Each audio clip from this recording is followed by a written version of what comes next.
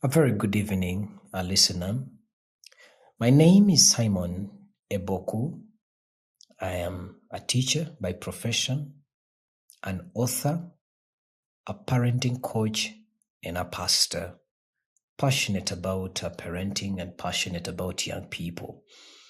And I am glad to be here. And thank you, Maureen, for having me this evening. Well, when we are talking about single parenting, we are seeing this increasing every day in our society, especially among women, that many households now are being headed by women single-handedly. UBC recently brought out a report and said that about 34% of households in Uganda are headed by women. And you realize these women, many of them are actually raising children alone, of course, under various circumstances. Some could be because of divorce, others separation, others due to the death of a spouse. And you realize these are factors that is beyond any human being. They didn't want it, maybe to happen to them, but it has happened anyway, and you realize they're actually raising children. I want to believe that it is nobody's idea or making to wake up one day and say, you know what, I want to be a single mother, I want to be a single father, I want to raise these children alone, and maybe they kick their spouse out of the house because they want to raise their children alone. I don't think it's anybody's making, but circumstances, in most cases, finds us in such a place. And you realize these women or parents are raising children without any societal or family support, making it actually quite a big toll on them. To nurture a child, to nurture children alone can be very heavy. Now, the question then is, why is this rising? Is it okay for a mother or for a father to raise a child alone? And like we said, this can be beyond somebody's making. But there are ways in which somebody can be able to cope if it becomes so much a burden. As a pastor, I would say that there's quite many characters in the Bible as well that found themselves under the same circumstances of having to raise children on their own. And God actually provides a way out. But we need to know that God's idea is not basically for that to happen to any family, because God designed that a man shall leave his father and mother and cleave to his wife. And so, meaning, if you've cleaved to your wife, then you're going to have children. So I believe God's idea is that children must be raised in a family where there is a father and there is a mother, because there are roles that God has given a father to play in the life of a child, and there are roles that God has given to a mother to play in the life of a child. Now, together, when all those roles are performed mutually, then you can be able to raise a child in the way that God wants it. You see, Proverbs 22 verse 6 says that train up a child in the ways he should go, and when he is older, he will not depart from it. Now, this training, it's not basically about a single parent. This training takes two parents. It takes a mother and it takes a father to basically train a child in the way they should go. But also, being a single parent is not a sin in itself. Many parents end up in that situation under circumstances that is beyond their control. But also realize that there are biblical ways in which such parents that are single are encouraged in God. For example, when you read the story of Hagar, when Hagar was kicked out of the family, Abraham's family, Abraham kicked Hagar out. And remember, he kicked Hagar with Ishmael, a son.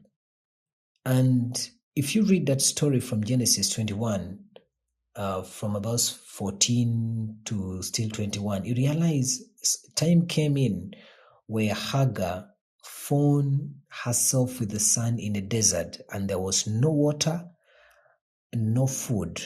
Food had run out.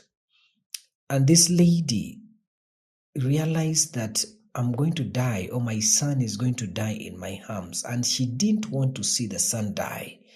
And the Bible says she put the son aside and she cried bitterly unto the Lord. And the Lord actually provided water for them. And so you realize that God providing for Hagar's son, or Hagar and her son, basically demonstrating that God still cares about single parents as well.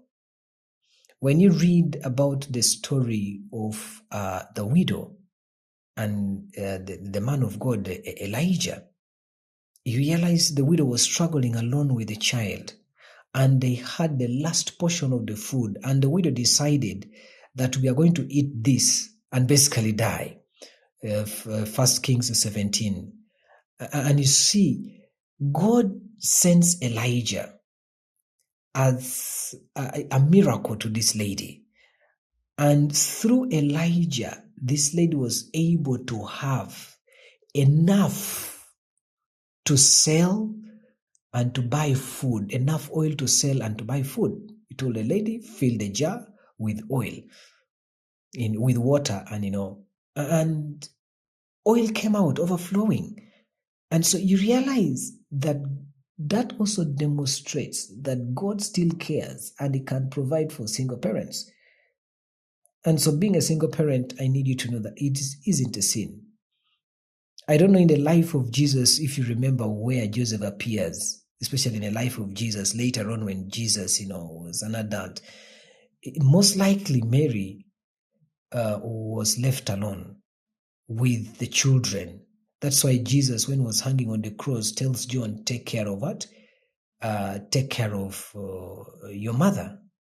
And Jesus hands over the mother and the brothers in the hands of his brother John. But where was Joseph? He did not hand it over to Joseph. So realize there is still a gap there, that God still cares about single parents. Now, being a single parent, realize it comes in with a number of challenges as well. And through those challenges, mothers are actually struggling. In Uganda today, I interact with the parents, single parents, and you really see that Bambi, the poor lady, is trying her best that she could. And there are moments where a lady breaks right in front of you and is crying, saying, "Oh, teacher, help me, help my boy, help my girl. I don't know what to do. I am the mother, I am the father, I am everything. But I have reached a moment where I cannot do much again with my child." And you look at this and it was like, okay, God, what is this? Now, specifically, the parents, single parents that are challenged are mothers that are raising boys. You realize that these mothers struggle, number one, to try to bring in the masculinity in a child. Now, for a mother who is a feminine, basically, naturally, there are natural things that only a father can be able to put in a child, natural values that a father can be able to put in a child. Now, this mother is trying to raise a boy to be a man. And yet in her system, she's so limited to bring out that man in that child. The responsibility, the emotional stability is not there to basically raise this child, this boy, into a man. And so the struggle becomes even more heavier because she has to bring in a kind of trait which is masculine in her feminine structure so that she can be able to raise a man in this boy. Now that is, it's hard.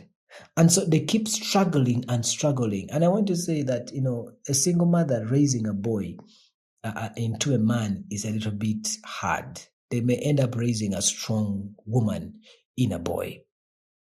The man will grow up, yes, but basically as a strong woman, not a man, because the system, the structures in a mother cannot be able to support this young man to rise up into a masculine man that can be able to take responsibility. I am not saying that there are mothers that have not succeeded. I have quite seen a few mothers that have actually raised boys and they have become responsible children. But I'm saying that it is really hard. To achieve that, you must be able to create structures within your system as a mother. You must be able to create structures in the environment, in the family environment, in the home environment that is stronger to bring out the masculine trait in that child and to be able to maintain your emotional support and the atmosphere within the environment to be able to nurture this boy, because a boy naturally needs a man in his life to be able to nurture him into a man. Now, because boys naturally look up to their fathers or the male figures, male role models for guidance, when they grow up into the kind of teenager stage, the teen stage, they're going to realize that this kind of natural guidance is absent in their mothers. And that kind of influence will now cause a child to start struggling with, number one, identity issues, number two, masculinity, number three, behavior. Because their mother, they are seeing, is struggling tirelessly, by the way, to make sure that they don't fall victims for peer pressure, risky behaviors, and emotional instability. Now, when they realize that, now this is where now the boy will start moving away from the mother's hands and the mother's support. They start now withdrawing. That's why you see the mother now realizes that the boy does not want to be near her. The boy is always locking himself maybe in his room. He's busy with his games, maybe too much watching. They start now ignoring the mother. And sometimes even when they're giving them roles or responsibility at home, they want to take their time. They don't want, to engage so much in the mother. They kind of independence. And later on now, they grow up into a stage whereby they feel like they are now the man in the house. And so the mother should be able to understand them and be able to listen to them. And at a certain stage, the mother now loses the boy completely and start looking on and resorts to, number one, crying. She resorts to cry into her room, basically, because the boy is out of control. The boy, he cannot be able to raise a boy. Now, and because she's now failing, and there's a lot of this kind of emotional, exhaustion. Emotionally, she's exhausted. Then now, stigma comes in. Many mothers, by the way, suffer a lot with stigma. Single mothers, they suffer with a lot of stigma. Now, why? Because they feel like the society is judging them now. Even if the society is not recognizing anything, they start now feeling that they are being unfairly judged by the society because of the behavior of their children. because of she's not meeting the societal expectations. It is worse if now the boy starts now bringing out traits that are against the societal rule. Maybe if it's at school, is now getting expelled from school, is not doing assignment, and risky behavior is now coming out, and then the society start noticing. And now when the society start noticing, that's when a mother get into stigma, becomes stigmatized, because now she's facing criticism. Now she started getting that feeling of inadequacy because she's failing to do her role. When a mother now gets into the place of stigma, they start now self-isolating from the friends, from the workmates, from family. They isolate themselves. Now, when a mother isolates herself from this, and by the way, they do it intentionally, some unintended, it just happens naturally, and the gap widens between them, their family, the workmates, and the friends. That gap widens. And worse still, even with their sons or with their children. And the moment that gap widens and they get into self-isolation, a mother is entering into depression now. Into depression. And into depression, I have seen a few mothers that now go into drug abuse, over drinking and over shouting, over barking. If they have a maid, mom is a maid that will start suffering now with all this kind of emotions. Is the maid, their frustration they will now take into the maid and any relative that is staying around, and everybody now, they just know she's in a bad mood and she's inside the room and what. So that, and where is it stemming from? It is stemming from the frustration of a mother trying to raise up a child and to bring in the things or the system that is supposed to be done by a father, and they are failing. Now, that is where frustration comes in.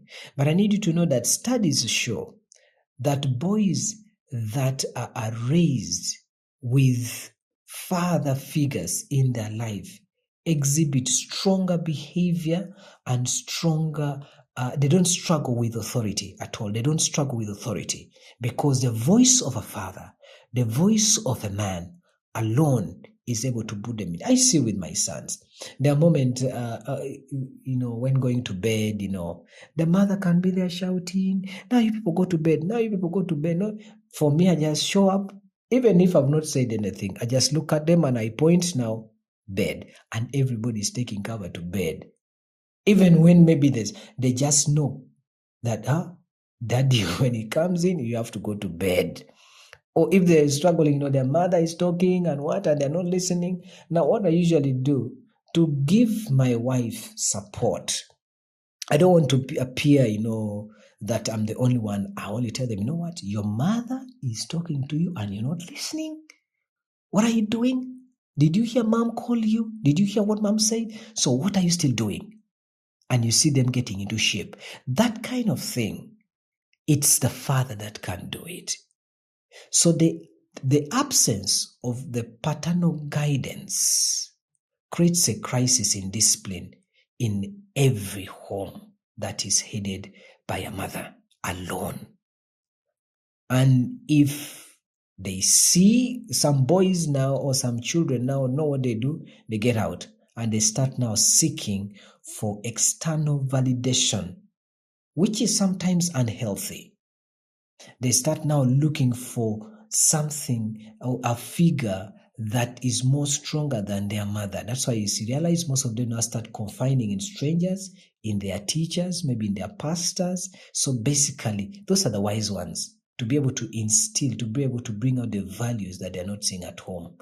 And so this is something that we need as a society when we notice such thing happening, to try to come in, especially I'm talking about teachers, that in your respective schools, in your respective, your class teacher, your headmaster, a teacher, a woman, senior woman teacher, senior man teacher, when you notice a mother struggling, a single parent struggling, please give guidance, because some of the things is beyond them. It's beyond their making. So, single parenting, it's under circumstances that is beyond, but we can give a hand. Now, like I said earlier, I have seen a few mothers that have actually succeeded in raising children single-handedly, and their children, by the have turned out to be very responsible people in the society. But it takes a lot of work from a mother to be able to bring out that kind of responsible child, that kind of responsible son, that even without necessarily having a father figure in the house, they can be able to turn out. And my advice would be, if you're a mother outside there or a single parent outside there, and you want to succeed in parenting thoughtfully and raise your children to be very successful, morally upright, one of the crucial steps that you need to take in this is by involving a mentor in the life of your child. Involve a male mentor in the life of your boy. It's very, very important. They need that kind of mentor. Don't shy away from seeking help from a male figure. But again, this is a little bit risky. Why? You become vulnerable, and also you make your child vulnerable. Meaning, if you are to find this kind of mentor, like I said, that mentor must be trusted. It must be somebody that you have seen and you've worked with for a while and has displayed honesty, integrity in this kind of way. Men that basically preach what they do, their life, what they say is displayed in the way they live their life. Now, this mentor, it could be even be an uncle. Of course, people have always mistaken that every pastor is a mentor. But it could be a pastor. It could be a teacher or any close family friend that you have seen basically that life is okay. Now, the reason why I talk about pastor is that people think everybody with a title with a pastor is basically, trusted and what. But I need you to tell you, before somebody says, I'm a pastor, before I'm a pastor, I'm a human being. I have my own flaws that I am dealing with. I am work in progress. There are things that God is dealing with, work in progress. But how have you walked with me? And have you found me that even with the title pastor, I have a reputation that is admirable? There are things that about me that I say, but basically I am living them. Now that is a pastor. Somebody who says this in the pulpit, but they are living their life. When you see our life is basically the evidence of what we preach. And so you could look at that. But don't be so quick. You find someone in the street in this kind of breakfast, in this kind of conference, because it was nice, was speaking good, and was like, I need you to be the mentor of my son, the mentor of my child. No. There are people who have approached me several times, including parents. They said, oh, Pastor Simon, I want you to mentor my boy. They have just heard me speak maybe in this church or maybe in this a professional development workshop, and I've spoken so well, and then somebody's telling me I needed to be the mentor of my son, and I'm like, you don't know me. You don't know me. We have never met. I don't know your son yet. I think you're too quick. You're moving so fast. Can you a little bit take it slow? You need to understand who I am first. I mean, my values, do they really are they the values that you have also at home? Are they the same values? Do we share the same values before you can make me a mentor to your son or to your children?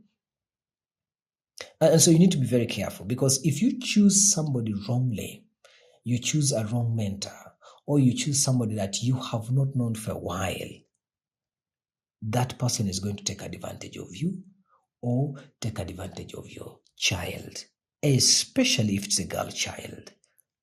If it's a girl child, okay, these days even boys child. We have had, people raping children. Even stepfathers. You get married to this guy, and you think this guy is so good. He was treating you like an angel, and then before you know it, you bring it, you have a teenager in the house, and boom, she gets pregnant. It's like, so who is responsible? To your utter shock and disappointment, is actually the man that you're sleeping with. Okay, it could be an uncle, and then before you know it, you've not so much known this uncle for a long time, and you entrust that uncle with your child. So it's a place that you need to go very carefully. But it is important that you introduce a male figure in the life of your child, so that that kind of father figure, the masculinity voice, is able to bring a certain kind of trait in your child. A certain doctor called Dr. James Dobson one time stated and said, a boy needs a father to show him how to be in the world. And you realize fathers are at a better place and a better position. There is something about a father that can be able to show a child about the world, the things around the world. And then he continues, says that the absence of this father figure that shows the child around the world leads to confusion and misguided masculinity. That's why I said earlier that the best a mother can do to a boy child is to raise a strong woman. A strong woman. And you realize, because he's so much used to seeing his mother provide for everything, so much used to seeing his mother doing all. When this boy grows up into a man, there are certain things that he will not know. And Bambi, he will get this woman, he's going to get married to a woman. Then we're wondering what is happening. The woman expects him maybe to do this, the guy is doing the contrary. There's a story I was told of a man who I think lost his job. He lost his job and he was basically at home. And so the man would spend the entire day sleeping. It was the woman working. He lost his job and he never bothered to look for another job. He was just basically at home, sleeping all day and all night. The man is sleeping. Not that maybe he's frustrated. I'm told even his parents tried to reach out, was like, why don't you go and get a job? The mother came and was like, my son, look for a job. And the guy was like, a job for what? My wife is working, so basically providing. Even picking children and dropping from school, it was hard for this guy. And then when you look on realize the guy was raised by a mother. And so there is no man that spoke in his life to basically push him. And so he has married now. But basically, to him, things are normal and they're moving on well. As long as the woman is working, the man is coming. His work is to sleep. Now, such a man, you realize there was no father figure in his life to walk with him. And then if you feel like, okay, you are going to be more vulnerable with a father figure in the life of your child. These days I see all over town, especially holidays and what. There are a lot of mentorship programs that happens. A lot of mentorship programs. Don't let those mentorship programs just go like that. Enroll your child. Enroll your child to this mentorship program. These youth camps, churches organizes them, some schools organizes these boot camps, youth camps, mentorship program. Enroll your child in those programs. Because through those programs, they receive guidance, they receive support, they receive the feminine and then the masculine influence that is missing at home is sorted out. Some bit of it is sorted out, or most of it is sorted out in those camps. These programs can be very significant in basically aiding your child into personal, spiritual growth that can be able to reinforce them to have the positive values that maybe is not being instilled at home. They can be able to get that. Now, when you do that, you're helping your child, you're helping your boy to be able now to get the values that could have been very hard for you to put in him or in her, maybe by your design, maybe because the nature of your work, you're so busy and what. Send the child into those camps. Send them, enroll them into those mentorship programs. Some of them could even be online programs. There are now organizations that I know that have programs online that basically it's like a course. I think there's again another program that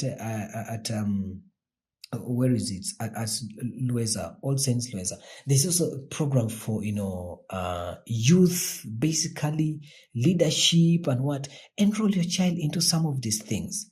They can be able to grow and with values that it could have been very hard for you to put in them.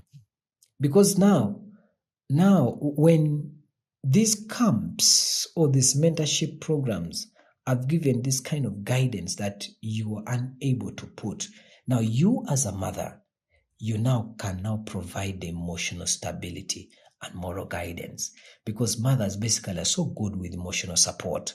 They're so good with this kind of moral guidance. Now you come in and fill in that gap, the emotional stability. And through this now you realize you open up doors for communication. You open up into emotional affirmation. Affirm them emotionally. Be now their life coach. Be their life hero. Be that person that they admire. And through that, these essential things, essential coaching that you provide as a mother is able to help your child navigate through life challenges. It's quite a journey. And you see, a true mother is the one that gives a child the life coaching. Challenges, how to deal with challenges in life. A true mother can also be able to do that. Provide that kind of spiritual guidance. I also know that mothers are very strong into providing spiritual wisdom, spiritual guidance, and to maintain that kind of firm religious values on a child, better than even fathers, by the way. Though biblically fathers are called to be priests into their families and what, but realize mothers actually do better job in instilling spiritual values in a child more than even the fathers. I have witnessed this, including my own life, that my mother is the one that introduced me to into spiritual things. My first pulpit at the age of 12, it was my mother that actually gave me that pulpit to preach in a church. At the age of 12, I am not surprised I'm a preacher. But these values was instilled in me by my mother. And so mothers actually play a very crucial role in doing this. So it is important that it's important that a father who is raising that child single-handedly to remember that though you are going through this alone, God has never left your side. God has never left your child. He will be able to be there. Deuteronomy 10:18 tells us that he is a defender he defends the cause of the fatherless and the widows. Is a father to the fatherless. So you realize that your child still has a father, as a mother. God. Introduce that child to God, and that child will be able to cling on to God. That's the best gift you can give your life. You can give to your child, introducing your child to God. Introduce your child to God. You may fail in all the other areas, but never fail on the area of introducing your child to God. Because with that faith in God, your child can be able to learn resilience. Your child can be able to learn, how to cope in terms of challenges when you introduce that child to God. Now, the other bit of it is that, okay, so what happens if a mother wants to move on? If a father wants to move on, maybe get married and you have children. So what happens with your kids? This is basically a point where you agree. If you're a mother and you're still young, or not basically young, but you feel like, I want to fall in love again. But you have kids and there is this man that is in your life. Before anything, before you go far, disclose how many children you have, or how, and then discuss how we're going to do it. Where will the children stay? Are they going to stay with us? Or are they going to, should I send them somewhere? But listen, that man should be able to accommodate your children. In Africa, I know in Uganda here, most of the single mothers have dumped their children to their mothers. And so you realize again, the grandmothers are suffering with the grandchildren. And where is the lady? The lady is in a town somewhere with a man, again has produced more children. Then there are these ones. Okay, that's African kind of design. But try as much as possible to see, can we do this together? I have kids. Can we embrace them into the family so that you grow into one big family? I know of a family like that here in Uganda. Of course, this is so much common into the West, but also here in Uganda, I know a family that the man had children, the woman also had children, and basically they brought their children in their household and they're raising the children together. Now there is a lot that needs to happen. There is a lot of aligning that must happen, that the two of you must be in the same page, because you're going to realize either you love your kid more than the kids of your husband, or your husband loves his kids more than your kids, and then no clashes comes in there. But you need to agree and let everything be clear, so that peradventure in the future, maybe you see disagreement, you have something that you can refer to. You remember when we spoke this out, what this was our agreement, that this and this, all these kids are ours, and speak to them. Now, this is where family meetings must be a norm. Review meetings must be a norm. You must be together, because now you know, first of all, your challenges, your unique challenges.